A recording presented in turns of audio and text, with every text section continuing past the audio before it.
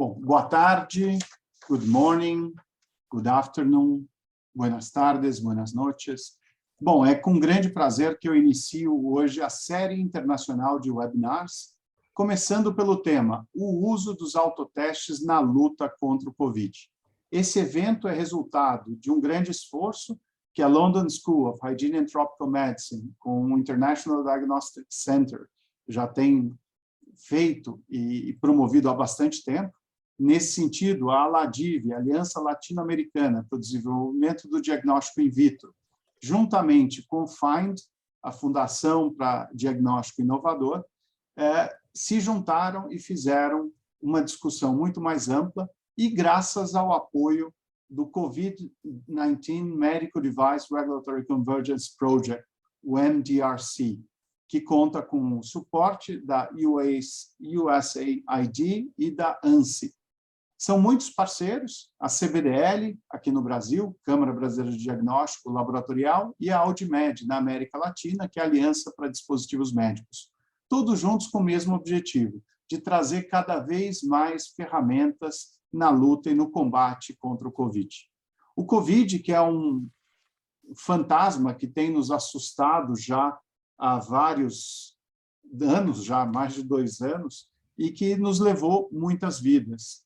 Só para vocês terem uma ideia, e a título de introdução, o Brasil recentemente soltou, através do Instituto de Pesquisas Econômicas Aplicadas, o IPEA, um relatório que demonstra que foram perdidos em 2 anos, ou seja, de 2019 para o final de 2021, 4,4 anos de expectativa de vida do brasileiro. Ou seja, a nossa expectativa, que antes da pandemia era de 76,6 anos de vida, ela caiu para 72,2. Isso é assustador. Trará impactos enormes, tanto para a atividade econômica, para a questão previdenciária, será um rombo inimaginável até em termos econômicos, sociais e tantas outras consequências. Muitos nascimentos foram postergados, gravidezes que não aconteceram. E tudo isso sem contar nas doenças crônicas que não foram diagnosticadas ou sequer monitoradas da forma adequada. O mercado de diagnóstico, mais do que nunca, precisa realmente estar à disposição da população nas suas diferentes frentes. E isso é o que vai permitir a gente buscar uma recuperação. O fato é que a Covid, como pandemia, não terminou. E hoje nós debateremos nessa primeira sessão e continuaremos no dia 7, semana que vem, com a sessão 2, com grandes especialistas do mundo inteiro e que trarão a sua visão, a sua experiência e o seu olhar técnico e especializado no assunto para agregar valor nesse combate. É importante lembrar que o momento, e aí eu termino, o momento exige uma atenção de todos. Não é porque nós estamos deixando de usar máscaras que os demais cuidados têm de parar. A ferramenta diagnóstica é mais do que importante. São 1,6 milhões de casos de contaminação por dia, contra um pico que nós tivemos de 3,8 milhões em janeiro e uma média sempre abaixo de 892 mil infecções durante os 2 anos da pandemia. Ou seja, o problema continua e novas variantes estão aí a surgir a qualquer momento. Sendo assim, eu começo a primeira sessão convidando a professora Rosana Pirin, que é professora e diretora do Centro de Diagnóstico e Pesquisa do International Diagnostic Center e da London School of Hygiene and Tropical Medicine, que vai fazer a primeira apresentação dentro desta mesa, que é a peça que faltava, o uso de autotestes na luta contra o Covid-19. Rosana, the floor is yours. Thank you so much, Carlos. And I really Rosana, a plateia é sua. Eu gostaria de dizer que foi uma colaboração produtiva que nós tivemos com vocês nos últimos 10 anos, em termos de fazer uma série de webinars internacionais, seminários, workshops, para tratar os temas de diagnóstico e qualquer que fosse o assunto da saúde global. E aqui hoje, eu só quero começar colocando um contexto, o uso do autoteste na luta contra a Covid. E aqui nós temos de 27 de março, onde nós estamos hoje com relação à pandemia. E você pode ver que a essência disso tem sido uma pandemia bem longa. A maioria de nós no começo achou que fosse durar apenas por um período e terminaria até o verão. E 2 anos depois, nós vemos que ainda estamos tentando controlar a pandemia. Então, nesse contexto de como usar o diagnóstico, nessa pandemia nós evoluímos os nossos pensamentos ao redor do que nós sabemos sobre o vírus porque é um novo patógeno. No início, quando o diretor-geral da OMS, o Dr. Tedros, começou a anunciar que era uma pandemia, ele também ele pediu aos países para fazerem testes. Ele disse testar, isolar e acompanhar deveria ser a parte principal dessa pandemia. Então, nós vemos à direita, muitos países criaram centros de testes especiais, mesmo que fossem tendas temporárias, ou locais especiais no hospital para testagem. Então, em termos do uso de diagnóstico, no primeiro momento, nós queremos usar para confirmar o diagnóstico clínico dos indivíduos assintomáticos, mas, ao mesmo tempo, nós sabemos pouco sobre o vírus. Nós queríamos usar os diagnósticos para refinar as definições de caso para a COVID. E, claro, testar e interromper a transmissão e permitir as pesquisas para determinar o modo de transmissão e monitorar se o que estava funcionando e o que não estava. E logo depois, em março ou abril de 2020, nós sabemos de estudos de acompanhamento que os indivíduos assintomáticos também podem transmitir na comunidade, assim como pré-sintomático. Antes de apresentar sintomas, as pessoas já estão compartilhando o vírus e ainda assim podem transmitir a infecção para outros. Então, com isso, a premissa de usar os testes apenas para indivíduos sintomáticos agora não funciona mais, porque agora nós sabemos que os estudos mostram entre 14% e 50% das infecções nas comunidades pode ser devido na transmissão assintomática ou pré-sintomática. Então, alguns países consideraram teste em massa, a consideração de usar menos testes mais caros, como detecção por antígeno, para tentar testar as pessoas que talvez estivessem em risco de adquirir a infecção ou transmitir a infecção. E, além disso, nessa lista teríamos pessoas que trabalham nos hospitais para cuidar dos casos de COVID, ou pessoas que trabalhavam em instituições para idosos, que poderia deixar esses indivíduos em risco.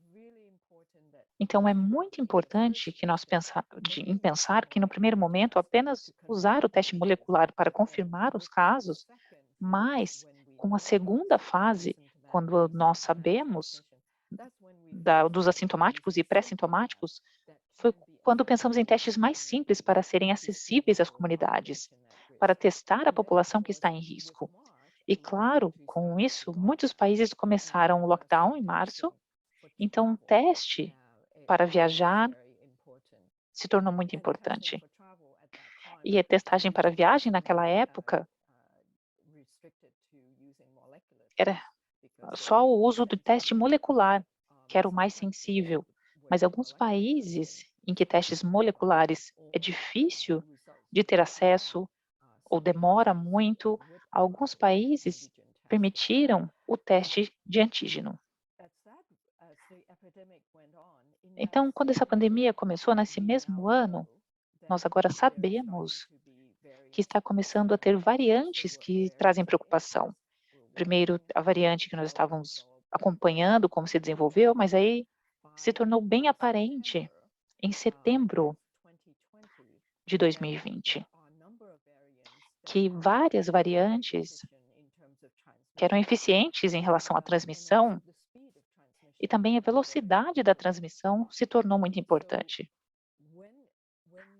Então, quando você vê, por exemplo, a variante Delta, que se originou foi detectada primeiro na Índia, nós podíamos ver que, ao invés de ter um período de incubação de 7 dias, mais ou menos, em que você poderia ter esse tempo para acompanhar o rastreamento, você não tinha mais isso. Com a variante Delta, eu lembro que a saúde pública na Singapura, eles olhavam esses registros de acompanhamento da variante Delta e eles podiam ver que haviam 3 gerações de transmissão, com um tempo mais curto de 10 dias.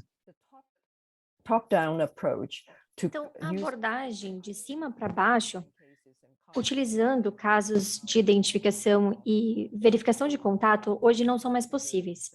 Com isso, nós entramos na fase da pandemia, onde nós começamos a olhar e observar variantes preocupantes, como monitorar essas variantes, e por causa da disponibilidade das vacinas, os testes de cada pessoa seria menos necessário com o aumento da vacinação. Mas, mesmo assim, as vacinas não previnem as infecções. As vacinas previnem a hospitalização e previnem óbitos, mas não previnem as infecções em si. Então, nós temos, sim, que continuar observando essas variantes que são preocupantes. E foi aí que muitos países começaram a pensar que o autoteste seria a melhor opção, porque nós não podemos mais fazer essa verificação de contato. Um dos primeiros países que aprovou o autoteste foi os Estados Unidos. Em novembro de 2020, o FDA dos Estados Unidos garantiu e liberou a autorização de uso emergencial do primeiro teste em casa da Covid-19. Em janeiro do próximo ano, a Casa Branca falou que o teste é uma ferramenta importante para ajudar a mitigar o contágio por Covid. E o Centro de Controle de Doenças está recomendando os testes em casa, se as pessoas estão com sintomas ou vão se encontrar em lugares fechados, com um grupo de pessoas que não estão vacinados ou que têm riscos de doenças severas, como aqueles que são imunocomprometidos, ou têm alguma comorbidade. Atualmente, nos Estados Unidos, o FDA permitiu os Estados Unidos. Então, nós permitimos, lá eles permitiram o uso emergencial desses testes de antígeno, então tem 15 diferentes, e 3 testes moleculares que podem ser feitos em casa. Já na Inglaterra, em dezembro de 2020, eles aprovaram o primeiro autoteste de Covid, e em março, o governo da Inglaterra decidiu que os empregadores da Inglaterra vão poder dar os autotestes para que os seus empregados levem para casa. Porque se as pessoas têm um teste positivo, mas eles precisam viajar para o trabalho para descobrir que eles estão positivos, eles podem já ter infectado pessoas que entraram em contato no transporte público, por exemplo, no caminho para o trabalho. E depois, após o teste positivo, eles têm que voltar para a casa do trabalho. Então, o mais sensato seria oferecer o teste gratuito para que eles fizessem em casa antes de ir para o trabalho. Então, só ir ao trabalho se estiverem com teste negativo. Então, isso foi oferecido no dia 28 de março de 2021 e, rapidamente, 60 mil empresas quiseram esse teste de trabalho. Mas, em abril de 2021, o governo decidiu que eles dariam acesso a 2 testes rápidos por semana daquela sexta, para todos.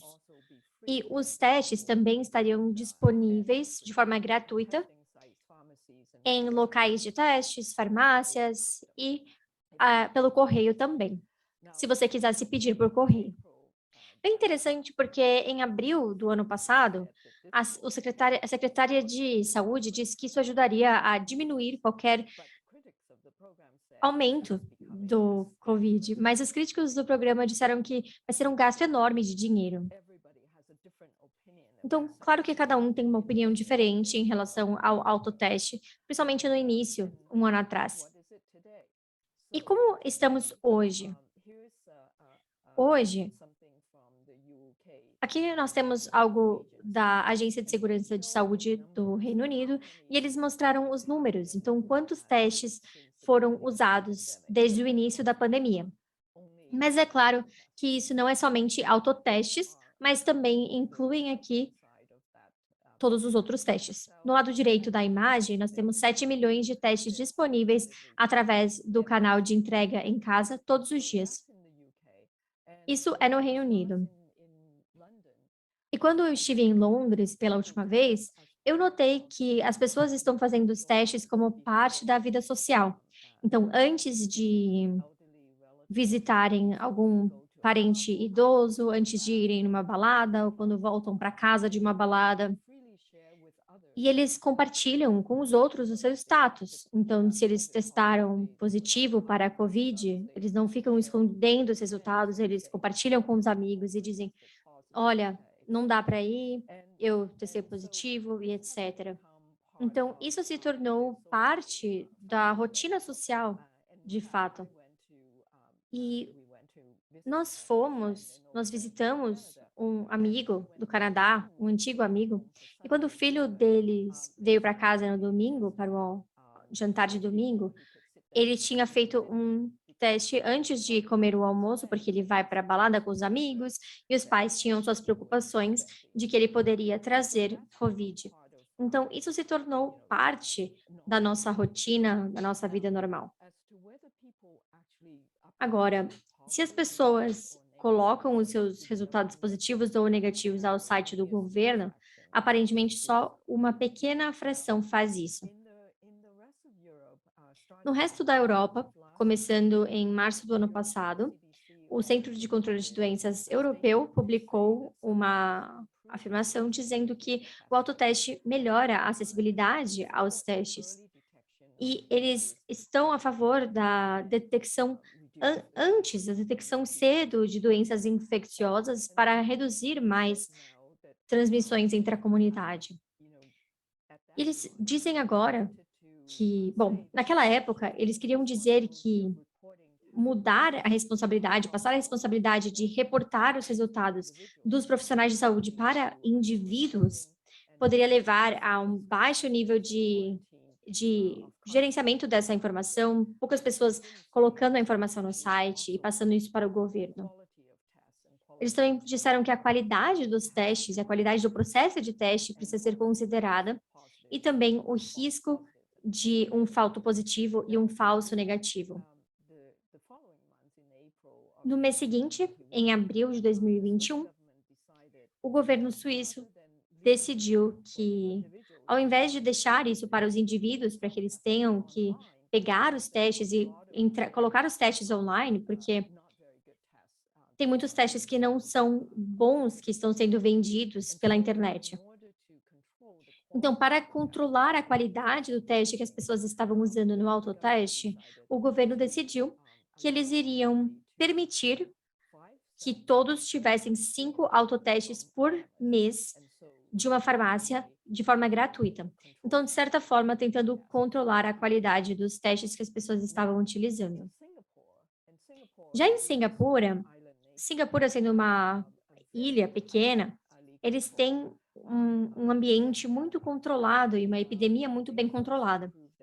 E eles aprovaram o autoteste pela primeira vez, também em maio. E agora, tem 16 autotestes que foram utilizados e foram aprovados para uso emergencial.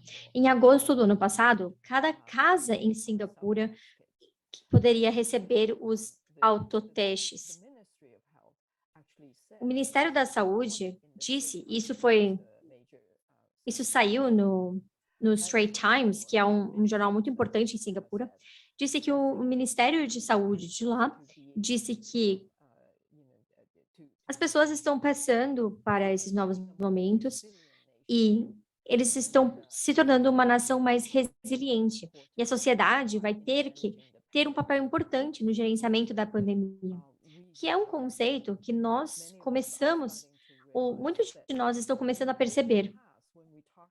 No passado, quando falávamos sobre saúde pública,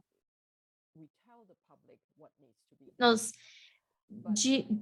costumávamos dizer ao público o que eles precisavam fazer. Mas nessa pandemia, nós entendemos que uma nova definição de saúde pública tem que ser que nós empoderemos o público para terem o conhecimento e as ferramentas para fazerem sua parte na resposta de saúde pública a uma pandemia, por exemplo. E isso é muito importante.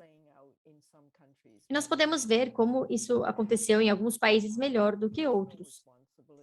Ter essa responsabilidade pessoal pelo seu status de saúde e a segurança de outros ao seu redor é uma coisa que eu acho que muitas pessoas levariam a sério. E, portanto, o autoteste pode ser uma opção viável para o controle da pandemia. Agora, atualmente, nós temos mais de 100 países que aprovaram os autotestes para a COVID. E nós podemos ver que você pode usar esse autoteste como um teste para proteger os vulneráveis, um teste para liberar alguém de quarentena ou autoisolamento depois de um teste positivo, um teste para poder ir para a escola e trabalhar, um teste para permitir o resumo e a permissão novamente de pessoas se encontrarem e a recuperação econômica,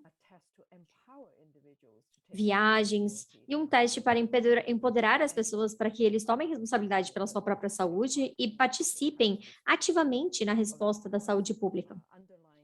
E é claro que, atrás de tudo isso, como eu disse antes, nós temos preocupações com a qualidade dos testes que são comprados, que eles recebem, a qualidade do teste, a qualidade do processo de teste mesmo. Muitos vêm com instruções escritas e por vídeo para como fazer o teste, mas nós temos preocupações em relação aos erros que podem ser cometidos e se esses erros trazem um resultado equivocado do teste. E eu acho que isso é uma coisa que poderia ser discutida também. E também deveríamos ter estratégias de mitigação de riscos para resultados falsos positivos, falsos negativos, como nós vamos reportar esses casos com o autoteste. Então, esse medo e as consequências que podem vir com esse processo. Mas eu acho que essas preocupações vão ser o que a guia da OMS em autoteste vai trazer, vai iluminar, que vai ser a próxima apresentação. Então, muito obrigada por essa oportunidade. Obrigada. Ótimo, Rosana. Nós apreciamos muito a sua gentileza e sempre estar presente, principalmente aqui no Brasil. Nós contamos muito com você por todos esses anos. Muito obrigado. Agora eu gostaria de chamar a doutora Gillian Sachs. Ela é imunologista com especialidade em diagnóstico de doenças infecciosas, atualização e criação de produtos. Ela é uma oficial técnica na Operação de Saúde da Covid-19 da Organização Mundial da Saúde, no Programa de Saúde Emergencial. Gillian, muito obrigado por aceitar o convite. Nós estamos honrados de ter você aqui. E, por favor, a palavra é sua. Muito obrigada. Vocês já estão vendo nossos slides? Ah, ótimo. Obrigada.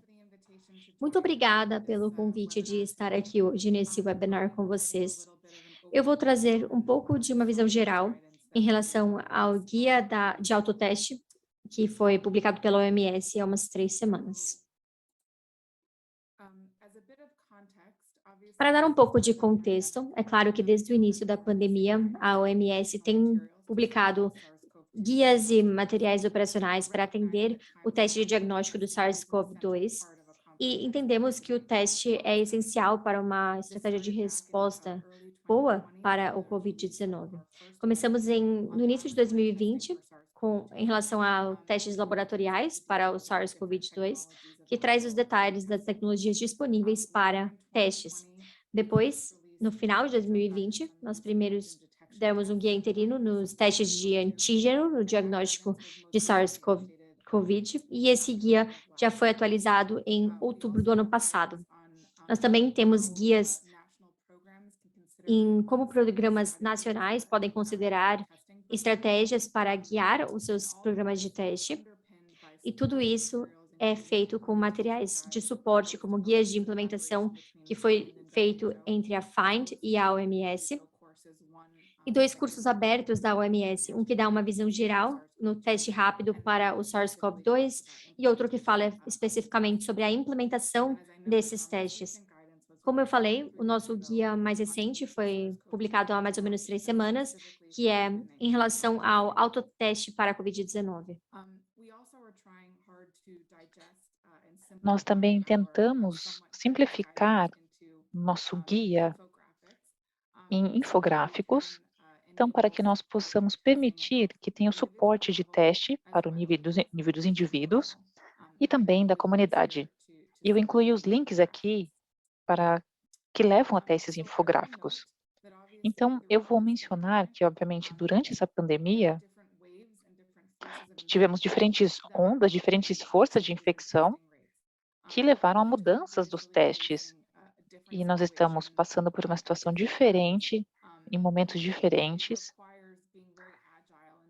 Então, precisa ser bem ágil como você implementa a sua estratégia de testes. Como a pandemia continua e o vírus continua, então nós temos que ajustar as políticas, isso é necessário. Então, nós tentamos fazer as nossas recomendações, os nossos guias, para serem flexíveis, para serem adaptáveis para um contexto nacional. Então, quando falamos sobre o teste de antígeno, o autoteste da COVID-19, esse guia foi lançado pela OMS em março. É similar a outros guias, ele é guiado pela evidência, e nosso grupo de desenvolvimento focou no fato que há dados que mostram que os indivíduos podem se autotestar. E o autoteste de COVID é possível em diferentes configurações e pode reduzir, essas situações podem levar à redução de acesso ao teste. E só tem uma opção. É por isso que esse guia é para ser considerado junto com outros guias que nós temos, com o nosso guia mais recente no uso de antígeno feito por profissionais. A plateia para esses documentos são os legisladores e outros que planejam e implementem teste de SARS-CoV-19 e ainda em países de baixa renda. Então, nós queremos ter produtos que sejam o alvo para o público que vão ser os usuários finais desse autoteste. Então, a recomendação que foi definida pelo nosso grupo de desenvolvimento dos guias é que o autoteste de COVID-19, usando o teste rápido de antígeno SARS-CoV, deveria ser oferecido para os profissionais que vão administrar esse serviço de teste. Essa é uma recomendação muito importante. Muitos países deveriam adotar essa política e baseado a baixa e moderada evidência. No guia em si, eu tenho o link aqui para vocês. Nós temos algumas recomendações dos direitos humanos em relação à epidemiologia, o contexto em que o autoteste seria implementado, destacando a necessidade de programas nacionais para como priorizar isso, e a mensagem correta deve ser ser usado de acordo com o contexto local e continuar o monitoramento da precisão do autoteste, assim como surgem novas variantes. Também as considerações de implementação com relação à interpretação de resultados, apoio e mensagens que devem ser consideradas por programas nacionais, as opções de entrega de serviço e também com relatórios. Eu vou destacar as diferentes fontes de evidências que nós usamos para a atualização desse guia. Então, revisões sistemáticas, nós temos as literaturas publicadas, a questão de precisão e a confiabilidade do autoteste, e o segundo sobre o impacto e a utilidade do autoteste. Nós também temos uma pesquisa global do público com as políticas existentes e as implementações, e também revisamos dados de um estudo de disponibilidade e acessibilidade que foi feito em Malawi e Zimbábue, porque os testes muitas vezes vêm de países que têm um poder aquisitivo maior.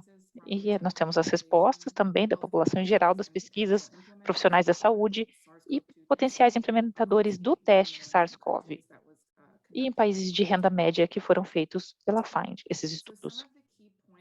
Então, alguns dos pontos principais do guia é que o autoteste precisa ser adaptado às prioridades nacionais, à epidemiologia, aos recursos, seja financeiro quanto humano, e o contexto local. E isso deve ser feito com a comunidade e como o teste deve ser implementado. Nós reconhecemos que as populações vão se beneficiar com acesso ao autoteste, são muitas pessoas, então é muito importante ter a implementação de programas e revisar o contexto nacional. E vai haver o engajamento da comunidade. Então vai ter uma participação apropriada, um planejamento durante essas intervenções. Então nós também percebemos que o autoteste deve ser sempre voluntário. E é importante que em algumas configurações, em locais de trabalho, que o custo do autoteste não seja pago pelos trabalhadores ou estudantes. A mensagem clara é que nós precisamos disso, então os indivíduos sabem quando precisam testar, qual é o resultado desse teste, se ele é positivo ou negativo. E, finalmente, nós vimos no guia que o autoteste pode ser considerado para diagnóstico e também para processos de testagem. Então, nós temos uma situação epidemiológica, alguém que é assintomático ou que sabe que foi exposto a SARS-CoV-2, porque talvez houve algum contato, eles podem considerar um teste positivo, autoteste positivo, como uma infecção SARS-CoV, ligado ao cuidado e acesso à terapia adequada.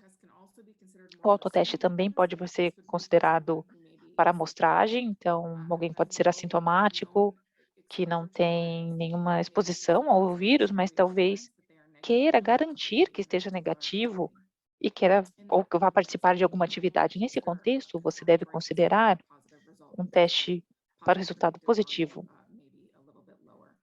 porque a possibilidade de ter um falso positivo é mais baixa. E no guia, nós incluímos as considerações de implementação e monitoramento. A OMS e a FIND tiveram um guia de implementação para o SARS-CoV-2, o teste rápido de antígeno, e havia princípios que foram considerados para os profissionais, são aplicáveis para o autoteste também.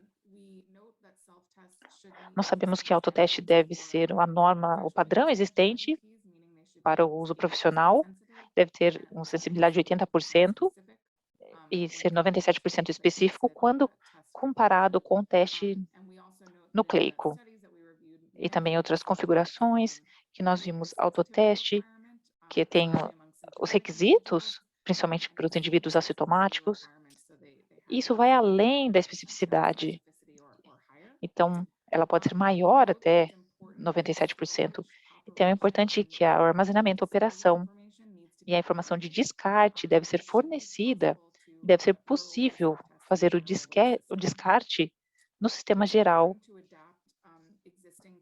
Então, nós temos que ver os procedimentos de qualidade para incluir os kits de autoteste, garantir a qualidade deles. Nós queremos garantir que a qualidade de teste, mesmo que seja para o público em geral, que seja mantida essa qualidade.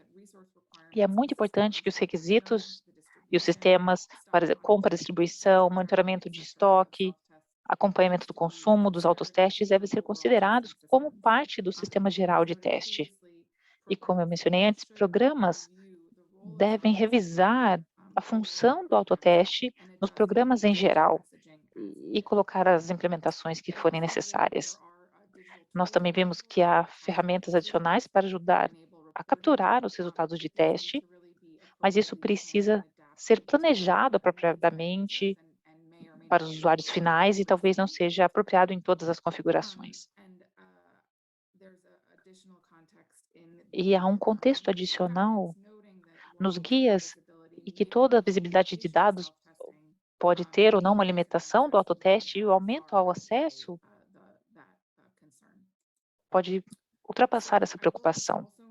Então, eu também vou mencionar que nós temos mais opções terapêuticas disponíveis para a COVID-19, incluindo antivirais orais, que são recomendados e disponíveis globalmente. Muitos deles precisam ser administrados no início, acompanhando os sintomas. Então, é muito essencial fazer o teste no início. Então, esse teste para os indivíduos através do autoteste, também por profissionais no sistema de saúde, pode melhorar o diagnóstico mais cedo desses pacientes. Com relação a melhorar o acesso a testes que sejam possíveis de pagar por eles e confiáveis, tem uma forma que as pessoas possam tomar essa decisão. Nós reconhecemos que há um aumento da disponibilidade desses autotestes, mas em muitos mercados, isso ainda está no setor privado e os preços não estão ao alcance da maioria das pessoas, principalmente as pessoas em países de renda mais baixa. Então, para ser possível tratar disso, a OMS abriu o nosso procedimento emergencial para revisar o autoteste. Eu incluí os links aqui, em que você pode ver quais são os requisitos, e espero que isso vai facilitar o acesso para testes que tenham qualidade e tenham um alto desempenho no mercado global. Eu vou mencionar que a OMS tem sido um pouco mais lenta com o lançamento dos guias com relação ao autoteste. Então, nós temos nossos colegas de pré-qualificação estão usando isso para avaliar produtos que já foram aprovados por outros procedimentos para uso profissional ou produtos para autoteste que foram aprovados ou autorizados pelo FDA americano ou área de saúde australiana e para permitir a aprovação do autoteste através do processo de emergência. E, finalmente, eu vou mencionar que um dos fontes de informação que nós usamos foi uma pesquisa global. Nessa pesquisa, nós descobrimos que mais de 100 países ou estão implementando o autoteste, ou têm testes pilotos, ou estão no processo para ter políticas para dar suporte ao uso do autoteste. Mas nós percebemos que o alcance do autoteste é maior em países de renda mais alta do que os de baixa renda. E esse guia nós podemos ajudar a facilitar um equilíbrio maior em acesso para o autoteste. Muitas pessoas responderam que o autoteste foi distribuído através das configurações em farmácias ou varejo, ao invés de configurações clínicas. As pessoas estavam dispostas a usar o autoteste nas regiões. E como eu já mencionei, foi mencionado, há muitos produtos de autoteste disponíveis, muitos que têm a questão da qualidade ser questionável, ou a questão da regulamentação. Então, é importante ter produtos aprovados. Então, eu acho que com isso eu vou agradecer a todos pelo convite para apresentar. Agora é com você, Carlos. Obrigada, foi ótimo. Eu tenho uma pergunta antes de passar para a Cheryl. Eu percebi que você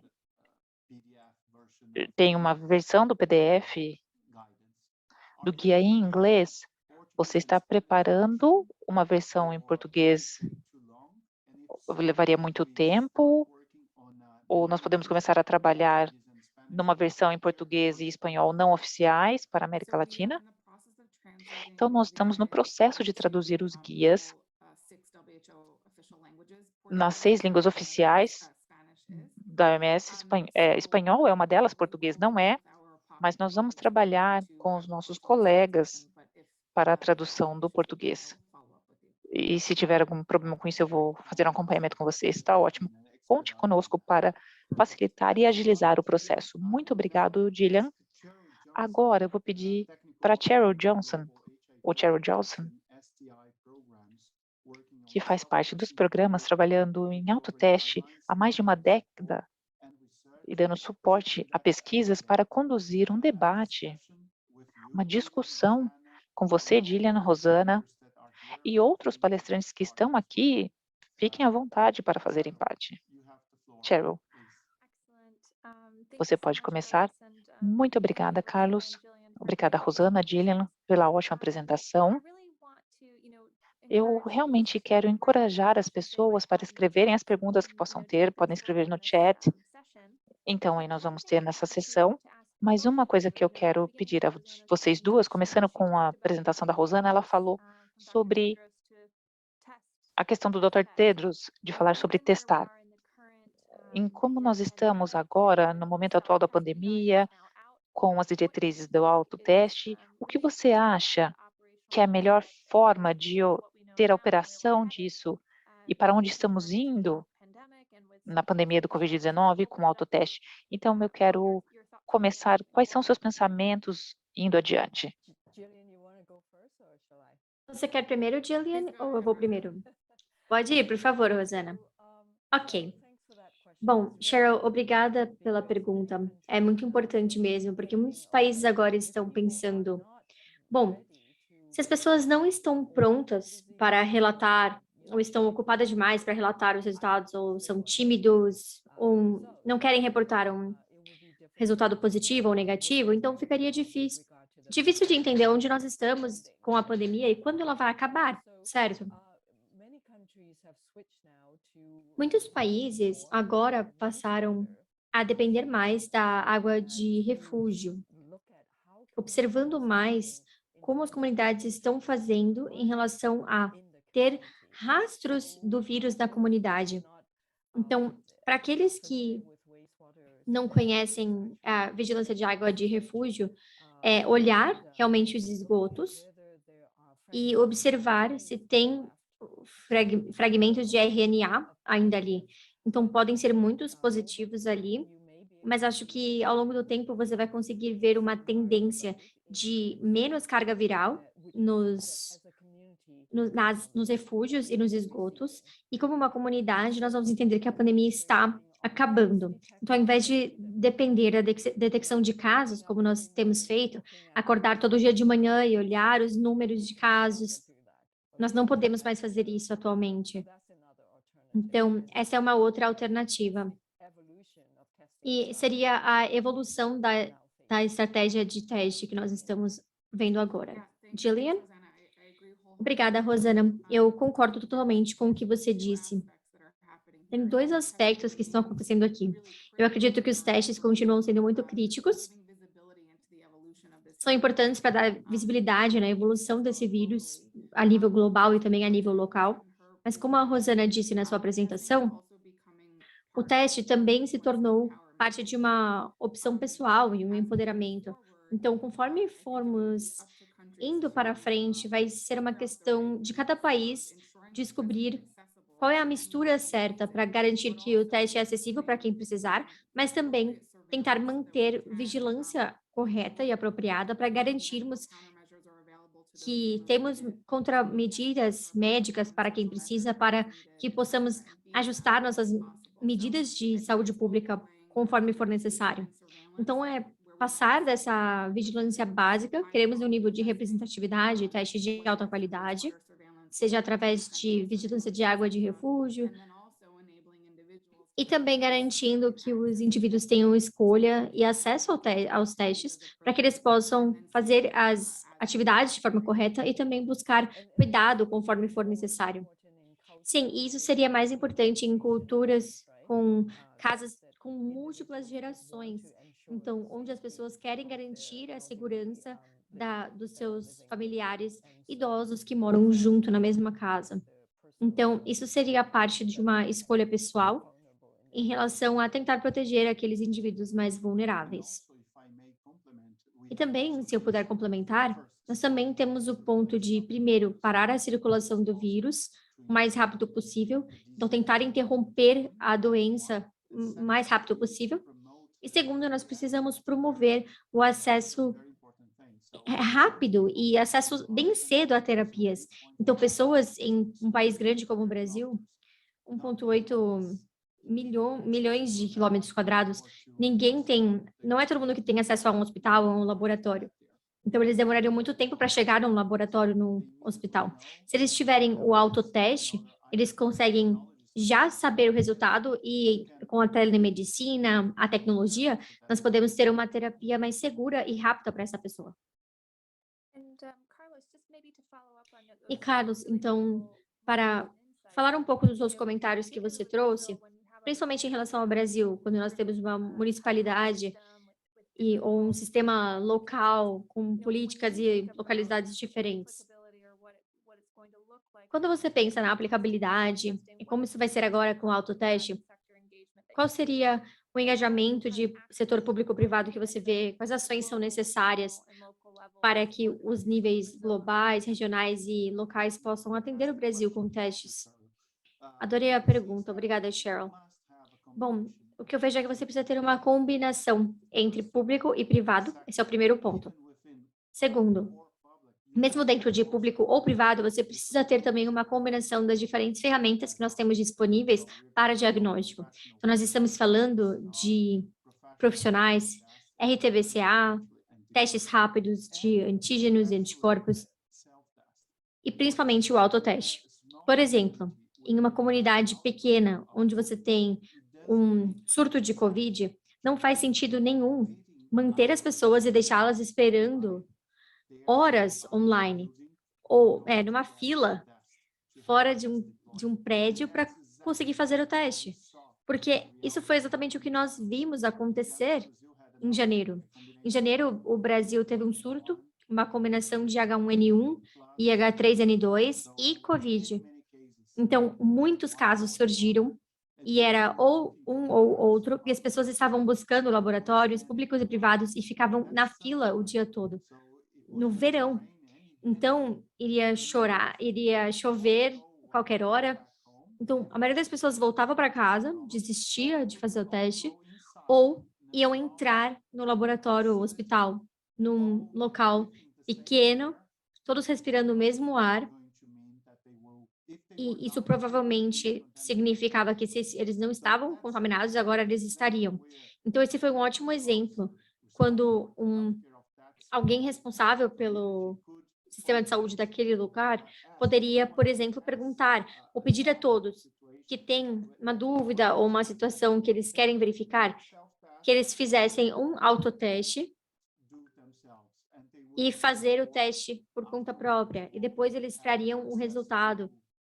Ou eles teriam acesso, não sei, através de telemedicina e outros tipos de apoios tecnológicos para os próximos passos. Então, eu vejo, com certeza, uma necessidade de uma consideração mais ampla desse tipo de solução. Infelizmente, no Brasil, e isso vai ser um tema hoje, o autoteste ainda não é visto tanto quanto uma ferramenta de saúde pública. Deve ser reconsiderado, algumas cidades estão considerando, a maioria não está. O Ministério da Saúde ainda não tem certeza se deveria ser parte do programa ou não. Digo, é parte do programa, mas eles não vão incentivar. Então, esse é um ponto a ser considerado também. Excelente, muito obrigada, Carlos. E talvez para refletir no lado global, Rosana, Gillian, agora com a guia da OMS sendo publicada, o que vocês veem como o próximo passo dos países, trazendo um pouco do que o Carlos disse para o Brasil, mas também para outras regiões, quando nós pensamos na Ásia, na África, na Europa, a Europa do Leste. As suas reflexões aqui serão muito importantes para pensarmos quais prioridades vocês veem. Eu gostaria de pensar que agora que a OMS publicou o guia e está tentando engajar e falar com mais fabricantes para ter os testes sendo pré-qualificados e ter o uso emergencial nos países, com a competição nós podemos abaixar o preço, porque eu acredito que muitas pessoas fariam o autoteste se fosse fácil e barato para eles fazerem isso, em termos financeiros. Então, eles poderiam estar disponíveis de forma gratuita, e eles podem estar com muita disponibilidade, mas não é gratuito ou é muito caro. Eu sempre falo de disponibilidade, acessibilidade e precisão. E aqui nós estamos vendo testes acessíveis, mas só que não estão sendo disponíveis de forma barata, de forma que todos possam comprar. E vocês sabem que trabalhando no autoteste de HIV, que o esforço da OMS foi incrível nesse sentido. Então, eu espero que isso possa ser feito novamente. Gillian. Passo para você, Jillian. Sim, e eu acho que o que a Rosana disse é muito importante. E um ponto que eu gostaria de mencionar, ou gostaria de ressaltar, na verdade, do que você passou, de como outros países têm usado o autoteste, é que nós realmente estamos vendo que o autoteste está se tornando normalizado. E em muitos países não é algo estigmatizado. Então, as pessoas estão confortáveis com o teste, estão confortáveis falando se eles estão positivos, negativos, e passando o resultado do teste para seus colegas. Então, esse é um contexto muito único para a COVID-19, que não é o caso das outras doenças que nós estamos vendo o autoteste. Então, se nós pudermos capitalizar em cima disso e realmente usar esse aspecto de empoderamento e o fato de que os testes estão sendo utilizados numa luz mais positiva, eu acho que isso ajudaria as agências de saúde usando o autoteste no seu arsenal geral. Então, como o Carlos disse, se nós restringirmos isso apenas para o setor privado, onde as pessoas podem comprar o teste se eles quiserem, eu acho que seria uma oportunidade perdida, na verdade, para os programas de saúde pública. E como você disse, em relação a investigações de surtos, também para preservar os sistemas nacionais, porque eu acredito que agora o SARS-CoV-2 está realmente dominando a maior parte dos sistemas de saúde. E usando o autoteste para complementar o seu diagnóstico existente, o sistema que você já tem, a gente pode voltar a diagnosticar todas as doenças infecciosas e doenças não infecciosas que continuam a se espalhar e continuam a ter um impacto negativo nessa pandemia. Então, acho que essa mensagem é muito importante e esperamos que os Estados-membros possam adotar e adaptar essas recomendações para estarem de acordo com suas populações individuais, porque é algo complexo e nós precisamos ter consciência disso. Mas foi uma ótima pergunta. Obrigada, Cheryl.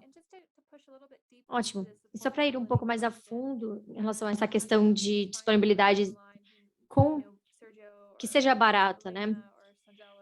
Então, não sei se tem mais alguém que gostaria de falar sobre isso, sobre essa acessibilidade, o que eles estão vendo em relação a custos, porque talvez uma pergunta para a Jillian e a Rosana pode ser quais são suas mensagens aos doadores que podem estar buscando, então, PEPFAR, Global Fund, que estão realmente querendo trabalhar já trabalharam muito no espaço de autoteste de HIV, e eles estão trabalhando também em relação à COVID. Tem algum papel para os doadores ou vocês veem isso algo mais doméstico?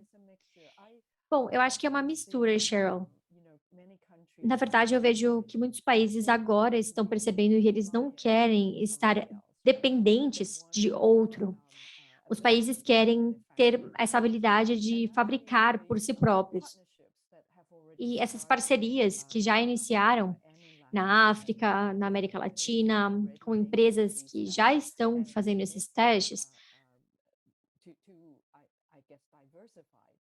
para tentar diversificar os fornecedores também, para que você possa ter mais transferência de tecnologia, produção local em diferentes partes do mundo. Isso tornaria a questão de acessibilidade melhor, que possam ser atendidas ao mesmo tempo, produtos disponíveis com um preço baixo. E uma forma mais importante de fazer isso do que somente doar testes, certo? E nós vimos isso também para as vacinas. Apesar da fabricação de vacinas ser muito mais complicada do que a fabricação de testes rápidos, e os países, os doadores começaram a ajudar também as manufaturas de vacinas em regiões diferentes. Então, eu acho que é uma abordagem bem importante que doadores e outros têm seguido.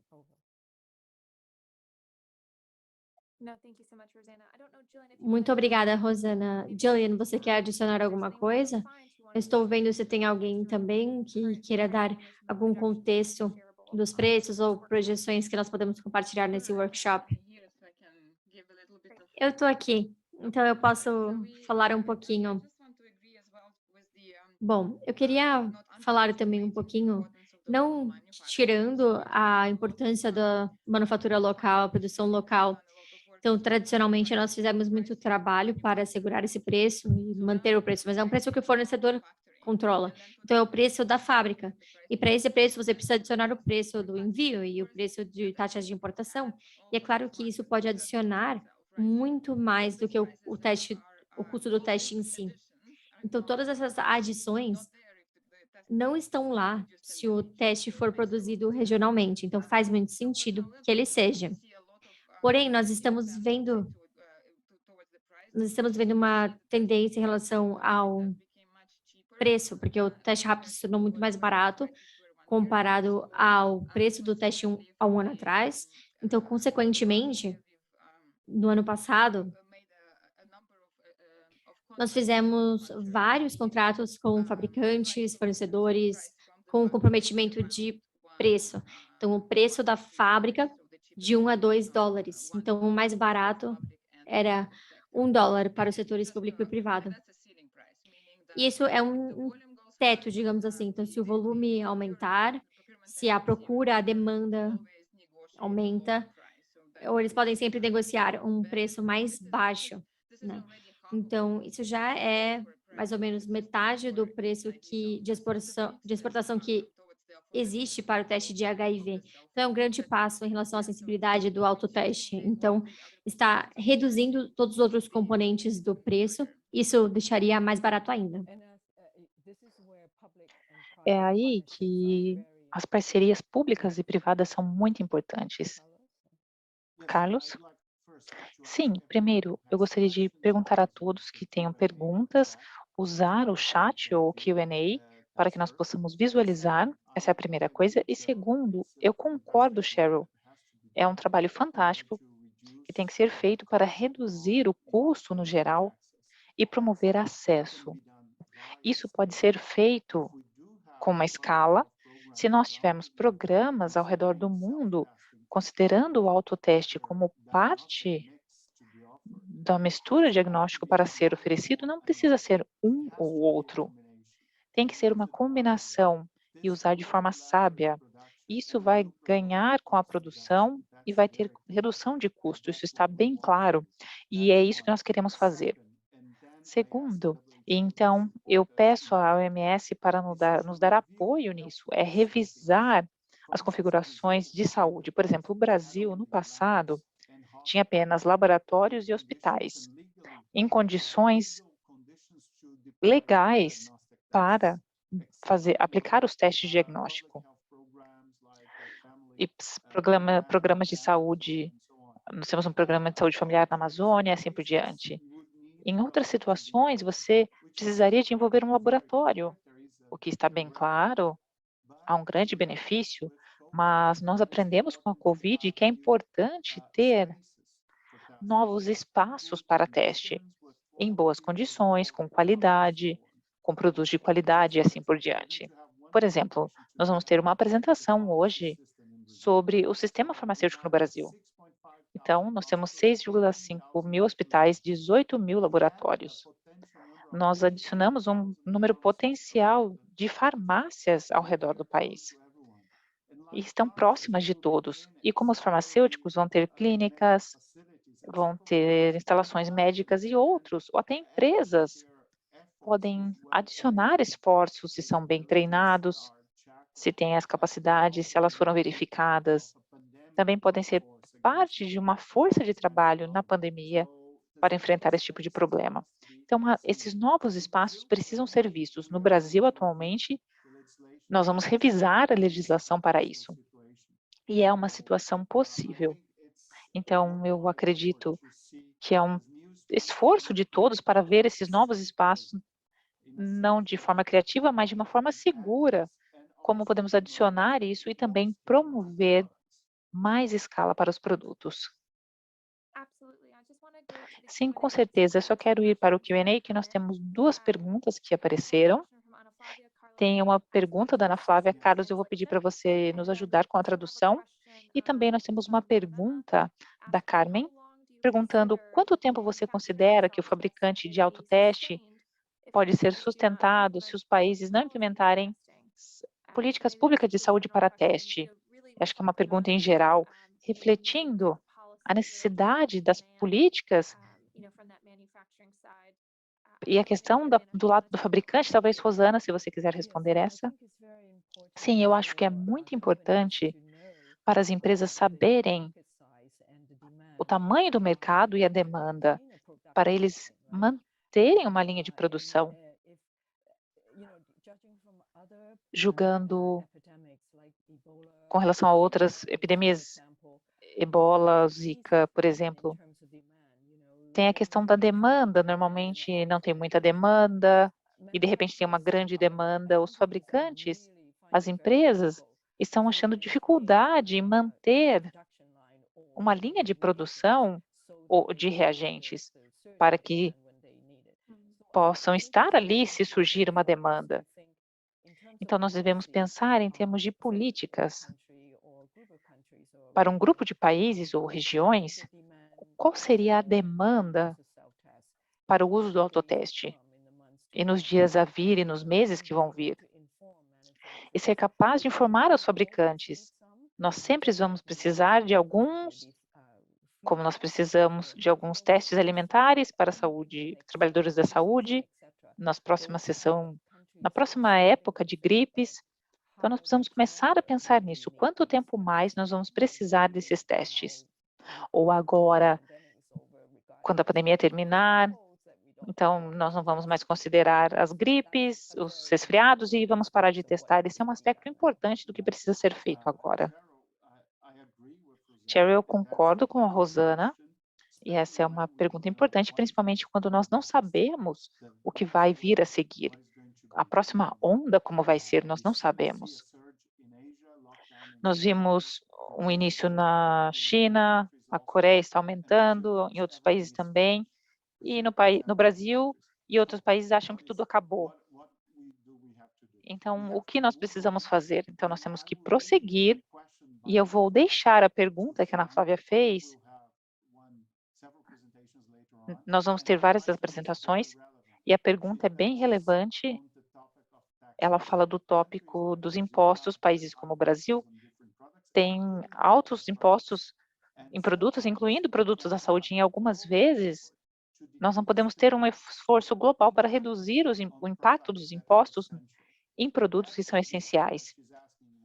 E ela pergunta o que a FIND pode fazer, mas eu também desafio a OMS a ter esse tipo de discussão com os Estados-membros, porque é algo que não faz sentido cobrar um imposto alto que vai ser recebido pelo Estado, que tem que gastar, sendo no produto ou na saúde que precisa ser fornecida aos cidadãos que não foram testados no momento correto.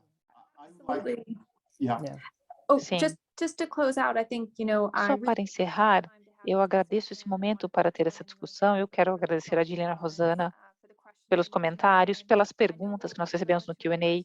Eu sei que nós vamos continuar com o workshop, mas também boas reflexões aqui. Depois de trabalhar no autoteste há uma década já, essas perguntas são similares para mim. Ou seja, com HIV, hepatite, sífilis, doenças sexualmente transmissíveis, nós temos um guia também. Mas essas são questões que envolvem vários países, e talvez nós podemos ir para o workshop e pensar como nós podemos ter um autoteste mais amplo, uma estratégia mais ampla para os países. O Brasil é quase um líder em autoteste de HIV, muitos países são líderes em diferentes pacotes de teste, e a COVID pode ser um deles. Então, é muito importante de prosseguir com isso. Eu estou empolgada para aprender com os outros palestrantes, e muito obrigada, Carla, por reunir o grupo, e estou ansiosa para o restante do workshop. Fantástico, Sharon, Gillian, Rosana, obrigado pela ótima contribuição. Então, quando vocês quiserem trazer algo novo, nós estaremos felizes em termos novas sessões também.